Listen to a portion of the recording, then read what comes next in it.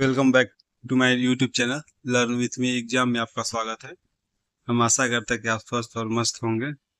हम आपके लिए रोजाना की तरह 20 से 25 प्रश्न लेकर आए हैं हिंदी के, जो कि उत्तर प्रदेश पुलिस और एसआई के लिए बहुत ही महत्वपूर्ण है। चलिए आज का सेशन यहीं से हम लोग शुरू करते हैं। प्रश्न नंबर 1 से, निम्नलिखित में से अव्यय है प्राचीन, मोटा, गरीब और। इसका सभी साथी उत्तर देने का प्रयास करेंगे। इसका ऑप्शन नंबर चौथा सही होगा और, जो कि अव्यय है, जिस पर लिंग, वचन, कारक कोई प्रभाव नहीं पड़ता, ये ज्यों का त्यों रहता है। अगला प्रश्न, हिंदी में पूर्ण विराम का चिन्ह है, कौन सा इसमें सही होगा? हिंदी में पूर्ण विराम का चिन्ह है,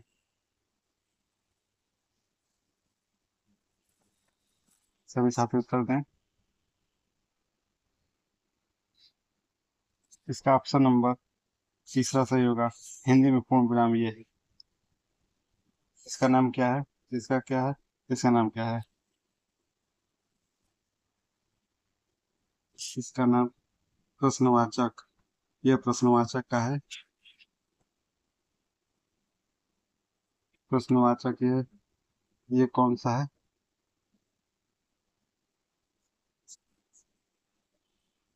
सभी साथी उत्तर इसका बताएं। ये है इसमें आदि बोधक।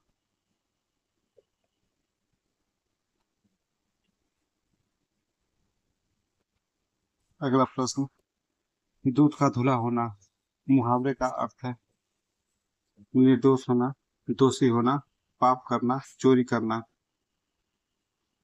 इसका ऑप्शन नंबर कौन सा सही होगा?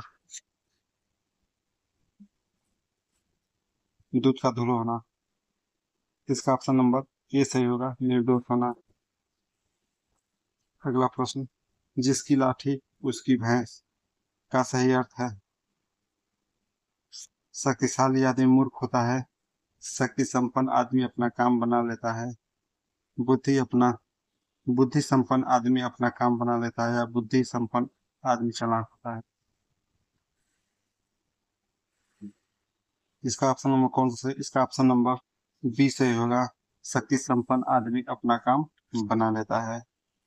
अगला प्रश्न, वीर रस का स्थायी भाव क्या है? वीर रस का स्थायी भाव क्या है? क्रोध, भय, विस्मय, उत्साह।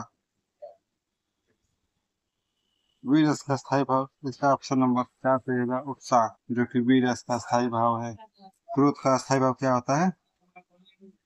रौद्र। भय का अस्थायी भाव क्या है? भयानक। और विस्मय का भयानक है अद्भुत। अगला प्रश्न, दोहा के प्रथम चरण में कितनी मात्राएं होती हैं? 11, 12, 13, 14। दोहा के प्रथम चरण में कितनी मात्राएं होती है? इसका ऑप्शन नंबर तीसरा सही होगा, 13। प्रथम और तृतीय प्रथम और तृतीय में 13 मात्राएं होती है, तथा द्वितीय में, द्वितीय तथा चतुर्थ में चतुर्थ में 11 11 मात्राएं होती हैं। अगला प्रश्न, निम्नलिखित में कौन सा शब्द अलंकार है? उपमा, रूप, उत्प्रेक्षा, यमक। शब्द अलंकार कौन सा है? इसका ऑप्शन नंबर 4 से यमक अलंकार, जो कि शब्द अलंकार है। शब्द अलंकार में आते हैं अनुप्रास अलंकार, अनुप्रास, श्लेष, यमक, यमक हो गया, वक्रोक्ति इत्यादि। अगला प्रश्न, निम्न में से तालव्य ध्वनि कौन सी है? ट, प, श, क। तालव्य ध्वनि कौन सी है? इसका ऑप्शन नंबर तीसरा से होगा, स्व। इसमें कौन सा तालाब ध्वनि आती है? तो कौन सा है, प कौन सा है, कौन सा है? कौन कौन सी ध्वनि है? को होता है कंठ, ये कंठ ध्वनि है। ये ये मूर्धन्य है, ये मूर्धा ध्वनि है। अब प कौन सा है ध्वनि?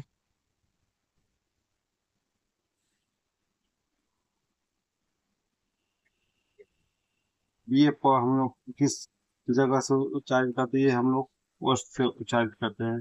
अगला प्रश्न, निम्न में से कौन सा पूर्ण अघोष है? क, ग, घ, ज। अघोष कौन सा है? इसका ऑप्शन नंबर कौन सा? ऑप्शन नंबर एक अघोष को है। पहला और दूसरा अघोष होता है, तीसरा चौथा पांचवा क्या होता है? सघोष होता है। अगला प्रश्न, निम्न में से कौन सा शब्द स्त्रीलिंग है? उपहार, ग्रंथ, रचना, मस्तक। इसका ऑप्शन नंबर चार से होगा रचना। स्त्रीलिंग कैसे पहचाने? रचना, अपने मन से बोल कर देखिए, रचना कैसे आती है? रचना लिखी जाती है, रचना लिखा जाता है। आप सभी साथियों बोलेंगे कि रचना लिखी जाती है, रचना हुई, ये सब। उपहार दिया जाता है, दी जाती है, उपहार दिया जाता है। मस्तक होता है या होती है? मस्तक होता है। नद मस्तक जिसे कहा जाता है। ग्रंथ, ग्रंथ होता है या होती है? ग्रंथ लिखा जाता है या लिखी जाती है? ग्रंथ लिखा जाता है। तो इसमें स्त्रीलिंग होगा रचना। अगला प्रश्न, निम्न में से कौन सा शब्द पुल्लिंग है? इच्छा, राष्ट्र, रक्षा, योग्यता। इसका ऑप्शन नंबर दूसरा से होगा राष्ट्र। राष्ट्र होता है, इच्छा होती है, रक्षा की जाती है, योग्यता होती है। ये सब स्त्रीलिंग है। अगला प्रश्न, किस शब्द का प्रयोग सदा बहुवचन में होता है? लड़का, घोड़ा, प्राण, वधु। बहुवचन में होता है, जो कभी बदलता नहीं। इसका ऑप्शन नंबर तीसरा से होगा प्राण, जो कि हमेशा बहुवचन में होता है, जो कभी बदलता नहीं, हमेशा सदा बहुवचन में प्रयोग होता है इसका। इसमें बहुवचन के शब्द कुछ लिख रहे हैं आपको, जैसे प्राण हो गया, वायु हो गया, जल हो गया, आकाश हो गया, ये सब बहुवचन है। अगला प्रश्न, ने किस कारक का चिन्ह है? कर्ता, कर्म, संप्रदान, कारण, करण। इसमें से कौन सा सही होगा? जैसे कर्ता ने कर्म को कर्ण से संप्रदाय के लिए, इसका ऑप्शन नंबर कौन सा सही होगा? कर्ता ने। इसका ऑप्शन नंबर एक सही होगा, कर्ता ने। अगला प्रश्न, निम्नलिखित में सर्वनाम है?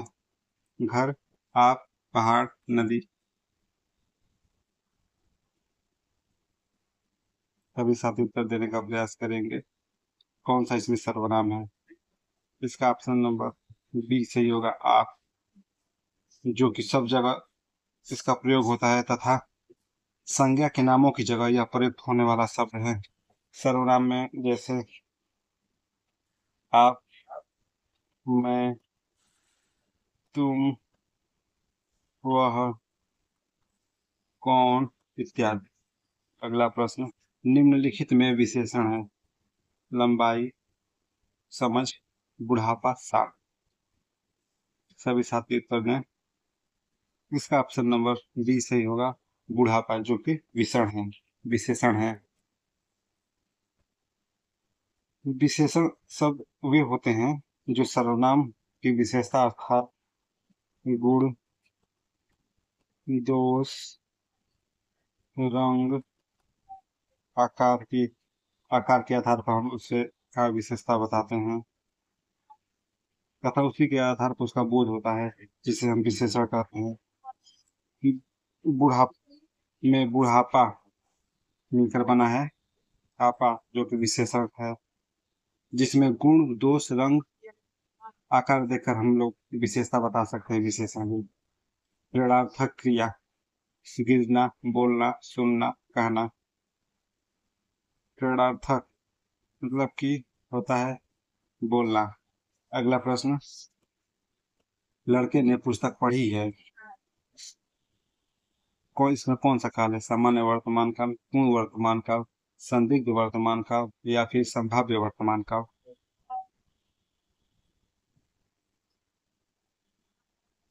इसका ऑप्शन नंबर कौन सा सही होगा? लड़के ने पुस्तक पढ़ी। ऑप्शन नंबर तीसरा से होगा संदिग्ध वर्तमान काल।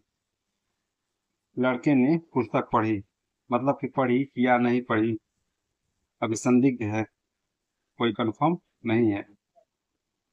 अगला प्रश्न, निम्नलिखित में तद्भव शब्द है, अचरज, अंधकार, अंगरक्षक, आशा।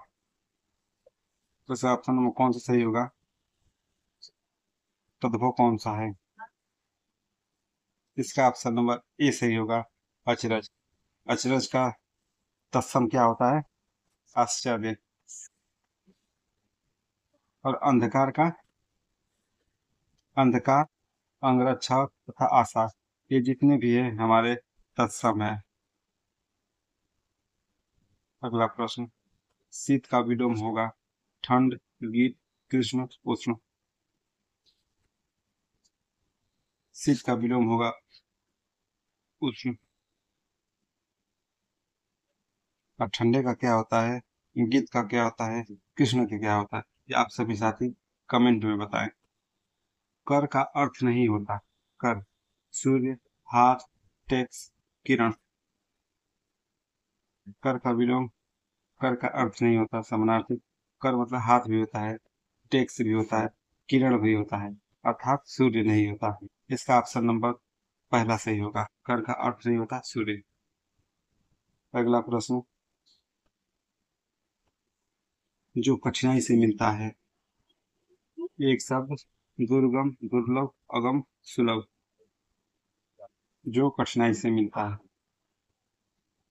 इसका ऑप्शन नंबर बी से होगा, दुर्लभ, जो कि कठिनाई से मिलता है, दुर्लभ। और दुर्गम क्या होता है? जहाँ पहुंचना बहुत कठिन होता है, जहाँ पहुंचना बहुत कठिन होता है। और अगम क्या होता है? न जानने योग्य, अगम। असुलभ क्या होता है? सहज से मिलने वाला, आसानी से मिलने वाला। जो कठिनाई से मिलने वाला, दुर्लभ। अगला प्रश्न, अनिल, अनल का सही अर्थ देने वाला युग्म है,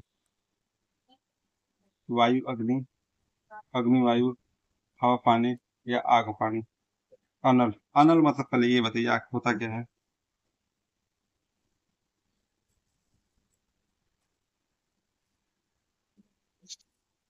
सभी साथी उत्तर दें।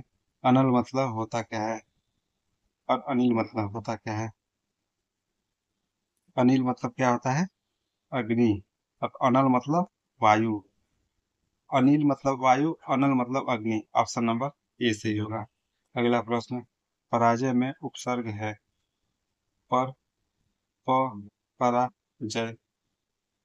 इसका ऑप्शन नंबर तीसरा सही होगा। पराजय में ये जो परा है, यही उपसर्ग है। उपसर्ग शुरू के जो रहते हैं वो होता है, शुरू में प्रयोग होने वाले उपसर्ग कहलाते हैं, जो अंत में प्रयोग किए जाते हैं वो प्रत्यय प्रयोग होता है। कहाँ प्रयोग होता है? अंत में। अगला प्रश्न, लिखावट में प्रत्यय है, अट, वट, आवट या अवट। अभी हम आप सभी लोग को बताए हैं आवट, जो कि अंत में लगा है, प्रत्यय अंत में हमेशा होता है और शुरू में उपसर्ग होता है। अगला प्रश्न, महोत्सव का संधि विच्छेद है, महो प्लस उत्सव, महा प्लस उत्सव, मही प्लस उत्सव या म प्लस उत्सव। इसका कौन सा सही उत्तर होगा? महोत्सव का संधि विच्छेद। इसका ऑप्शन नंबर दूसरा सही होगा, महा प्लस सो यहाँ पर आ प्लस उ मिलकर ओ बना है महो। और ये सब गुण संधि का उदाहरण है। गुण संधि महोत्सव होता है जो गुण संधि का उदाहरण है। अगला प्रश्न, मैंने घर जाना था। वाक्य में अशुद्ध अंश है। मैंने घर था या जाना, इसमें से कौन सा सही उत्तर होगा? इसका ऑप्शन नंबर ए सही होगा, मैंने। मतलब कि इसमें होना चाहिए था मुझे घर जाना था। अगला प्रश्न, देशभक्ति में समास है। द्वंद्व समास, द्विगु समास, तत्पुरुष समास या अव्ययीभाव समास? इसका ऑप्शन नंबर तीसरा से होगा तत्पुरुष समास। देश के लिए, जो कि के लिए विलुप्त शब्द है। देश के लिए भक्ति मतलब होता है, तत्पुरुष समास में होते हैं। इसमें उत्तर पद प्रधान होता है। जो अभी हम बताएं के लिए, वही होता है उत्तर पद, जो कि बीच का लुप्त होता है, वही उत्तर पद प्रधान होता है, जिसे हम तत्पुरुष समास कहते हैं। अगला प्रश्न, पुस्तक पढ़ी जाती है में कौन सा वाच्य है?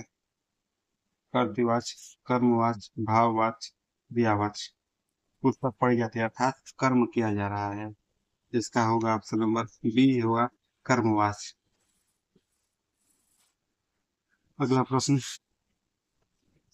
कामायनी के रचनाकार हैं जयशंकर प्रसाद, सुमित्रानंद पंत, सूर्यकांत त्रिपाठी, निर्मला, महादेवी वर्मा? इसका ऑप्शन नंबर ए सही होगा। कामायनी के रचनाकार है सूर्यकांत त्रिपाठी, सॉरी माफी चाहते हैं, जयशंकर प्रसाद। चलिए, सुमित्रानंद पंत किसके रचनाकार हैं? इनकी रचना है युगांत। अब सूर्यकांत त्रिपाठी निराला जी की रचना क्या है? अनामिका। अनामिका। तथा महादेव वर्मा का क्या है? पथ के साथ थी, पथ के साथ थी। अगला प्रश्न, गोदान किसके उपन्यास है? यशपाल, प्रेमचंद, भीष्म साहनी, अमरकांत? इसका ऑप्शन नंबर बी से गोदान प्रेमचंद की रचना है। यशपाल की कौन सी रचना है? भीष्म साहनी की कौन सी रचना, और अमरकांत की कौन सी रचना है? आप सभी साथी कमेंट में उत्तर दें। अगला प्रश्न, बीजा किसकी रचनाओं का संग्रह है? कबीरदास की, जायसी या सूरदास या तुलसीदास? बीजक, इसका ऑप्शन नंबर ए से होगा कबीरदास। कबीरदास की रचना बीजक है। और जायसी की क्या है? पद्मावत। और सूरदास का क्या है? सूर सरावली। और तुलसीदास का क्या है? तुलसीदास का है रामचरितमानस।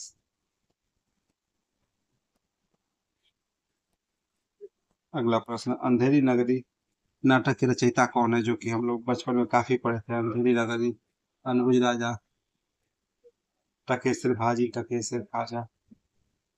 इसका ऑप्शन नंबर कौन सा सही होगा? जयशंकर प्रसाद, मोहन राकेश, भारतेंदु हरिश्चंद्र, भीष्म साहनी? इसका ऑप्शन नंबर कौन सा सही होगा? अंधेरी नगरी के। इसका उत्तर है तीसरा, भारतेंदु हरिश्चंद्र, जो कि अंधेरी नगरी नाटक लिखे हैं।